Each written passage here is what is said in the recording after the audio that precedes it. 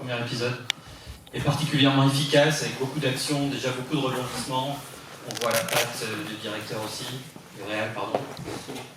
On installe les chaises et on passe à la séance de questions-réponses. Nous, on a préparé des questions, mais on aimerait bien que ce soit plutôt vous qui posez des questions. Donc, préparez vos questions. On prend les questions en français, en anglais, en polonais et en espagnol. Et si quelqu'un me pose une question en polonais, je vais être bien emmerdé.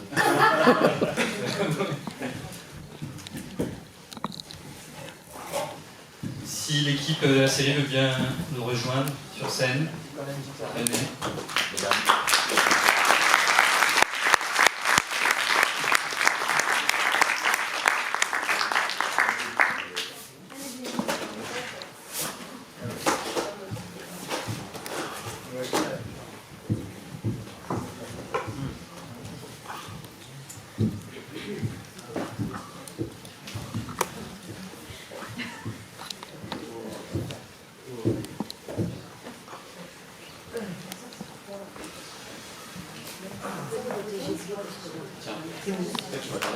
Ok, bonjour. C'est quoi le jeu? Squid Game. Les chaises musicales. C'est parti. C'est les mêmes chaussures, hein, je voudrais dire. C'est clair. La chef costumière, elle déchire. Je commence, première question pour Henri. Un classique. Comment t'es venue l'idée et de la série, la genèse de la série? Il y avait ça vient de deux raisons et de deux inspirations. La première, c'est que, comme tu avais dit, j'avais fait déjà la série Trauma et j'avais beaucoup aimé l'expérience de revisiter, ou en tout cas plutôt de visiter pour explorer le genre du thriller avec Trauma et avec 13e rue, parce que c'est l'occasion de faire ça de manière un peu différente du prime time français, hertzien classique, où on voit beaucoup ce genre. Mais là, on avait l'occasion peut-être d'aller sur le terrain un peu plus du risque, de la prise de risque en tout cas. Et ça m'avait vachement plu. Et là où Trauma, c'était un thriller psychologique, j'avais envie d'un truc un peu plus action, un thriller d'action un peu plus divertissant, d'avoir une vraie promesse de thrill, quoi, avec des rebondissements et tout. Et l'autre inspiration, c'est un peu moins fun, puisque c'était l'envie de parler du sujet de l'emprise et des violences domestiques, parce que ça a touché des gens dans mon entourage, et je trouvais intéressant de parler du déni, du point de vue et de ces victimes qu'on ne croit souvent pas, qu'on entend rarement et qui ont peu l'occasion d'avoir le courage de le faire, et qui sont parfois, dans la fiction beaucoup, mais aussi dans la vie, obligés d'aller dans le retranchement et dans des situations extrêmes pour qu'elles puissent elles-mêmes comprendre ces situations. Donc c'était le point de départ de cette envie d'essayer de faire un truc qui est vraiment une promesse de thriller, mais pour parler de quelque chose d'important. Voilà. Justement, pour les scénaristes, les autrices et l'auteur Rémi, comment est-ce que vous avez abordé cette question sociale, sociétale, cette question des violences conjugales? Quelles sont les recherches que vous avez pu faire et comment est-ce que vous avez eu envie de traiter cette thématique? J'y vais. Vas-y. On a vraiment beaucoup discuté sur le personnage d'Anna. La question de l'emprise était extrêmement importante, c'est au cœur du projet, donc on a vraiment posé des choses et essayé d'être d'un point de vue psychologique assez pertinent. On a rencontré une avocate grâce à Rémi, et puis aussi un psychologue qui nous a aussi bien expliqué en fait comment ces mécanismes psychologiques se mettent en place. Donc voilà, je pense que ça a nourri aussi le personnage, et ensuite toute la dramaturgie a découlé de ce travail psychologique, quoi. Justine, Tu as tout dit, mais on a aussi beaucoup lu d'articles et sans cesse sur les affaires qu'il y avait en cours et tout, pour justement être très juste sur le personnage et sa psychologie. Voilà, mais sinon tu as tout dit. Bravo. Alors le personnage justement, Erika, comment est-ce que vous avez abordé ce personnage de femme violentée et aussi parfois un peu violente?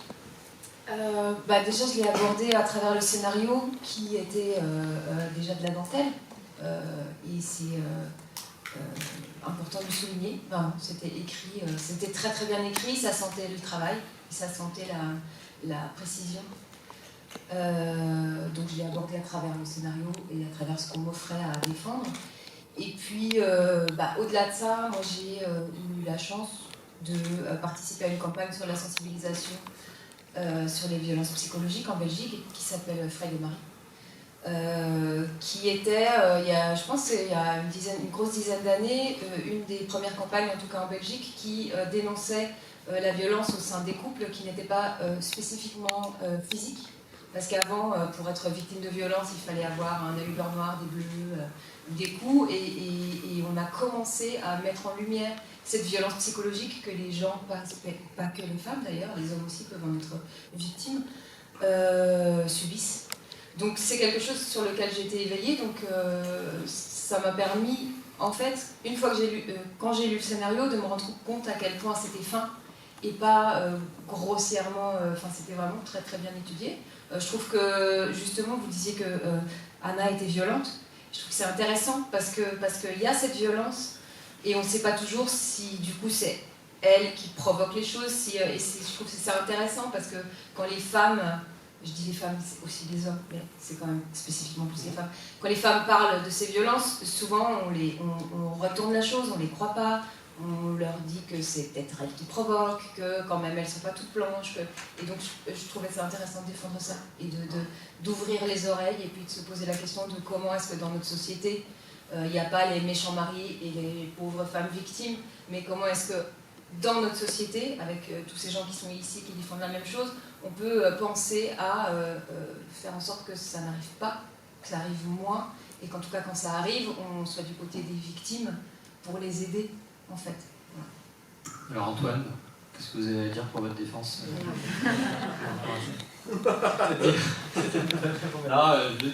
Ce rôle-là d'homme très border, qui est très très manipulateur, qui peut aller dans la violence physique aussi, mais qui est surtout très sournois. Est-ce que c'est un rôle sympa quand on le reçoit? On se dit c'est génial parce qu'il y a beaucoup d'acteurs qui préfèrent jouer les méchants, les mauvais rôles. Tout à fait.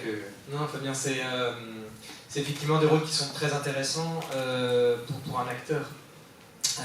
D'aller chercher justement la noirceur et d'essayer de décrypter dans l'humain ses failles psychologiques et la manipulation d'un homme, comment il réussit à justifier pour lui l'injustifiable pour le commun des mortels, et d'essayer de sonder ce qui arrive à ces gens-là pour en arriver là.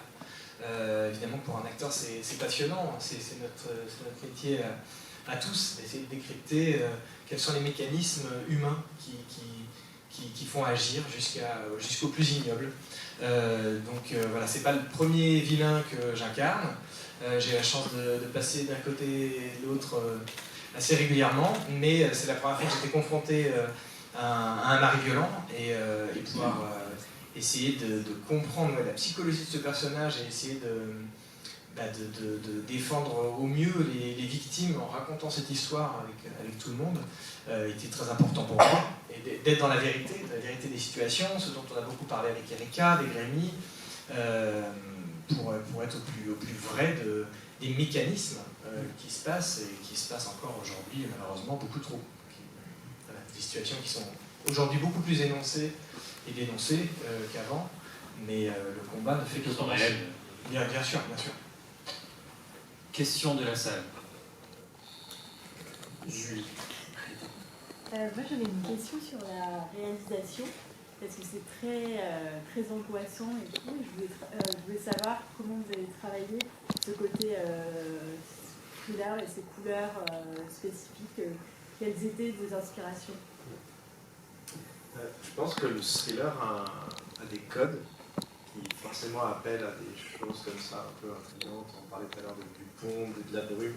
Je pense que c'est des codes qui naturellement nous mettent dans un sale état. Et ça, c'est assez évident. Et c'est cool parce que ça marche toujours plutôt si la musique, si l'image, si les comédiens sont là, ça marche. Après, il y a un autre truc qui marche, c'est qu'on pense forcément savoir qui est le méchant, vu le titre et vu ce qu'on raconte. Et on s'attend à ce qu'il soit méchant, sauf que dans ce que a priori la salle a vu, il ne l'est pas. Du coup, c'est encore pire. Donc je pense que ça contribue, que ce soit dans l'imagerie et à la fois dans la façon dont on a traité le truc, très insinueux, qui fait que c'est terrifiant. Et c'est vrai que moi je pense un peu, je sais pas, dans la mer, ou le truc où c'est assez évident de voir le monstre caché. Là, on craint savoir où il est, et on voit bien qu'il est très bien caché. Je pense que ça contribue au truc, quoi. Autre question de la salle. Benjamin? Moi j'ai senti un très beau travail sur le son, sur l'ambiance sonore qui parfois nous plonge même dans l'état psychologique d'Anna, justement. Et est-ce que vous pouvez nous dire un petit peu comment vous avez travaillé ça? Ouais, et en plus je me suis rendu compte après qu'on l'avait fait d'une manière pas classique. Et c'est cool, en fait on a bossé avec des monteurs qui utilisent leur logiciel, leur truc, et en fait ils mettent énormément de sons dans leur montage. Et en fait moi j'en ai besoin parce que je fais un peu de musique, et en fait d'avoir les sons pour moi fait partie du montage image, parce que ça doit couper au bon moment, parce que on sent les choses comme ça. Et en fait je me suis rendu compte qu'on faisait énormément de choses au montage image dans le son. Et je m'en suis rendu compte au moment où on a donné le bébé aux gens qui sont censés faire les sons, les post-synchro, tout ça, où en fait ils se sont rendus compte que le taf était déjà fait au moment de l'image en fait. Et on leur a dit laissez comme ça, c'est cool, faites-le juste un petit peu plus cool, un peu plus mieux, enfin un peu meilleur, s'il y a un bruit de bagnole, mettez-la mieux, etc. Mais finalement c'est à l'image qu'on a géré le rythme des choses, le son, les impacts, les ambiances, si ou pas on est dans sa tête. Si on est intra ou extra-diégétique, et en fait en permanence on a fabriqué ça pendant le montage image, et je pense que c'est ça qui fait que du coup ça marche, je crois, plutôt pas trop mal, et en plus on s'est éclaté à le faire. Enfin en fait ce qui était bien avec cette prod et du coup la chaîne, c'est qu'on avait vraiment un vrai lâcher prise artistique, et du coup dès qu'on avait une idée un peu débile, on tente, et ben en fait on l'a tenté, et en fait on n'était jamais bloqué à ça. Donc en fait, il y a plein d'idées que probablement vous voyez là, que d'autres ont eu, mais là l'avantage c'est qu'elles ont pu arriver jusqu'à vos oreilles, et du coup c'est trop cool parce qu'on s'est juste éclaté à faire le truc comme ça en se disant hey, et si on faisait un effet bizarre comme ça, et moi on le fait, et en fait ça marche. Et donc on s'est amusé, et je pense que chaque monteur est un peu musicien aussi, donc de ceux qu'on a eu. Donc ça marche jusqu'à vous, quoi. Moi, je crois. Ouais. Autre question? Pas de main qui se lève. J'ai une question pour Iba. Iba, vous êtes une actrice qui a une carrière déjà impressionnante en Espagne. Est-ce que c'est une de vos premières expériences en France? Qu'est-ce que vous attendez de cette série française? Oui, c'est ma première expérience en France, ma deuxième en français. Et j'attends surtout que le spectateur apprécie le travail, parce qu'on a beaucoup travaillé. J'attends que ce thème de violence conjugale puisse avoir une autre visibilité, que ça puisse créer un débat, que ça puisse améliorer les choses et avoir du succès. Et comment c'était de travailler avec l'équipe d'Henri par rapport aux expériences espagnoles? C'était très très bien. Moi je travaille avec des personnes, des êtres humains, je m'en fous du pays, de la nationalité. Un peu plus quand même en Nouvelle-Aquitaine. Non, il a fait beau. Moi, on a dû faire pas la nuit ou pas c'est de la fausse nuit. Ouais. Non, il a fait beau, et puis c'était super. Et puis pour moi, c'est un peu un rêve accompli. J'avais très envie de travailler en français. Je domine pas mal la langue, donc je me suis dit pourquoi pas essayer de faire un peu de carrière en France aussi, et donc je suis très très contente, et puis l'équipe était super, qu'est-ce que je dis. Merci, on est très content de vous avoir en tout cas. Merci. D'autres questions?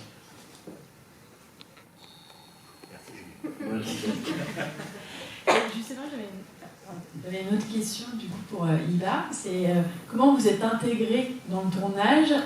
Est-ce que vous avez eu un petit bisutage de l'équipe ou pas du tout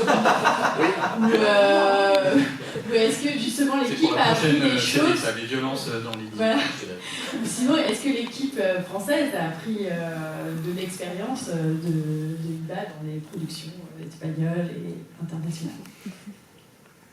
Vous avez été visité? Bisuté, je sais pas si.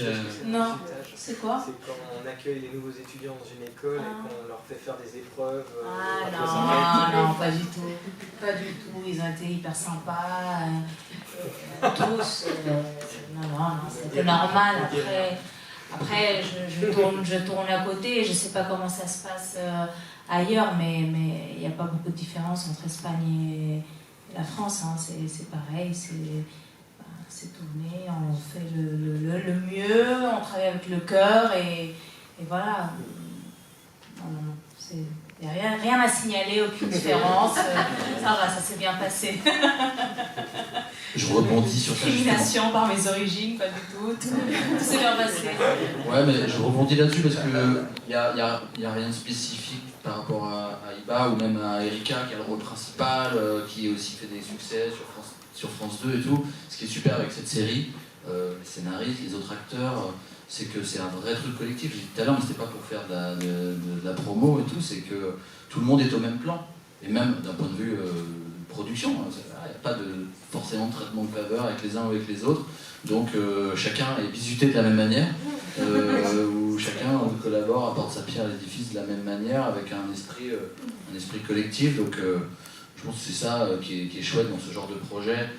Un tournage, c'est vachement hiérarchique d'habitude, c'est normal, il y a le réalisateur qui est celui qui prend les décisions et tout, mais je pense qu'il y avait l'impression d'être tous dans la même galère et de se serrer les coudes tous les uns les autres, quoi. Donc on s'adapte pas forcément à la particularité de quelqu'un, c'est plutôt chacun s'adapte à tout le monde.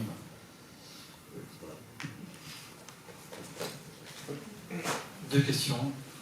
Allez-y, je vous en prie. Oui, je voulais demander en fait entre l'idée et ensuite l'exécution, le tournage et aujourd'hui, combien de temps s'est-il passé en fait? Et est-ce que tu as été déçu de l'adaptation? Non, mais c'est une idée. J'ai gratté une quinzaine de pages je crois que c'était en début 2020, quoi. Donc au début du confinement, quasiment, je crois. Je ne sais plus exactement, mais je crois que c'est vraiment un truc qui est... Hein? Janvier. Janvier, donc en janvier. Et il y a eu plusieurs allers-retours parce qu'il y a eu des évolutions entre le premier pitch et l'idée qui a finalement séduit 13e rue. Donc c'était début 2020. Et ensuite, il a fallu un peu de temps pour mettre en place le truc. C'est compliqué de mettre en place une production comme celle-là. Et je crois que le premier coup de fil que je passe aux équipes scénaristiques ou à Rémi, c'est déjà 6 mois après ce moment-là. Donc on peut se dire qu'il a fallu 1 an, à partir du premier rendez-vous avec tous les auteurs et les autrices du projet, jusqu'à aujourd'hui. En tout cas 1 an et des poussières. Donc c'est un rythme un peu de malade mental, faut le dire. Et 35 jours de tournage pour faire 6 épisodes de 45 minutes, c'est à peu près 4 ou 5 fois moins qu'une série traditionnelle. J'ai une autre question. Et du coup, est-ce que ce serait potentiellement une returning série ou pas? On va déjà diffuser la première. Pourquoi pas, bien sûr. C'est pas pensé comme ça, mais il y a toujours une Ça ne possibilité. peut pas être une série d'anthologie. Ah non. J'ai dû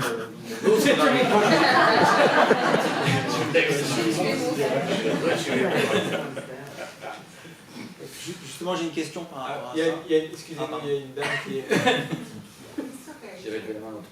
I don't speak French, so... Ok, monsieur. My question is for Erika. What was more challenging for you, playing her, mentally or physically, and what have you learned playing her? c'est pas mentalement que c'était le plus compliqué. Je pense que ce qui était... Ça va si je réponds en français? Is it okay if it... Yes, thank you so much. C'est pas mentalement que c'était le plus difficile. Je pense que bêtement et pratiquement, la chose la plus compliquée a été de... mais c'était pareil pour tout le monde, de mettre l'énergie au bon moment sur les bonnes choses. Parce que comme le tournage a été assez court, comme le disait Henri, on ne pouvait pas se permettre de se perdre. Il fallait être efficace, Rémi l'a été, enfin tout le monde l'a été. Et dans cette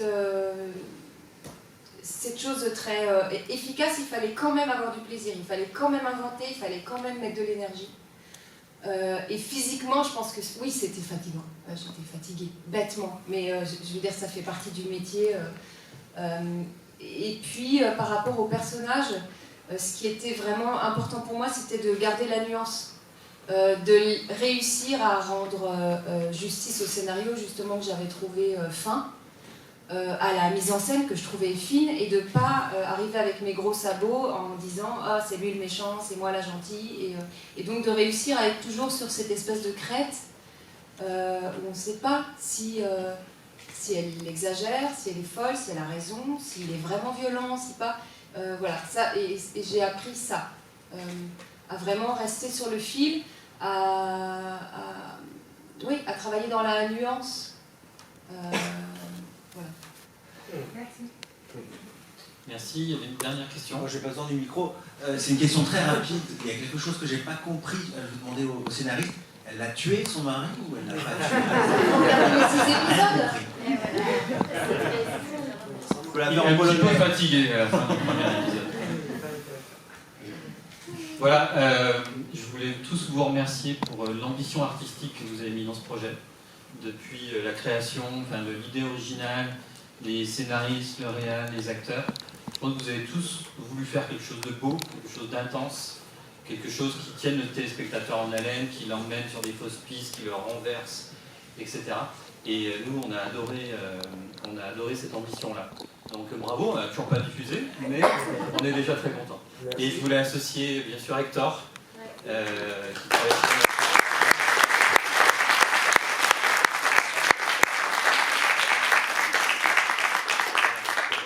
de son travail, on est hyper fiers du résultat, et également féliciter toute l'équipe France pour les résultats extraordinaires d'audience qu'on a reçus récemment. Et je vous propose d'aller boire une petite coupe de champagne pour fêter tout ça. Pardon, il y avait une dernière question. Ouais, du coup, vu que vous allez diffuser la série à l'étranger, il y aura un doublage étranger de la série? Bien sûr. Ou ce sera juste sous-titré? Ah non, c'est doublé, hein. Je cherche les gens de la prod ou Christelle qui me confirment ça, mais... Ah, pas pour la Pologne. Enfin, la Pologne, c'est quelque chose d'assez spécial. C'est du voice-over, avec une voix féminine, une voix masculine en général. Qui font toutes les voix. Et c'est pas un vrai doublage. Par contre, pour l'Espagne, c'est un vrai doublage. Mais ils sont habitués, les Polonais, ils préfèrent regarder comme ça. Donc c'est pour ça qu'on ne fait pas le doublage qui correspond à la pratique locale. Du coup, il y aura espagnol et anglais, c'est ça? Peut-être qu'il y aura... je ne sais pas s'il y aura anglais s'il y a une diffusion sur un pays anglophone. Merci. Voilà. Et bien allons-y et voir cette publication.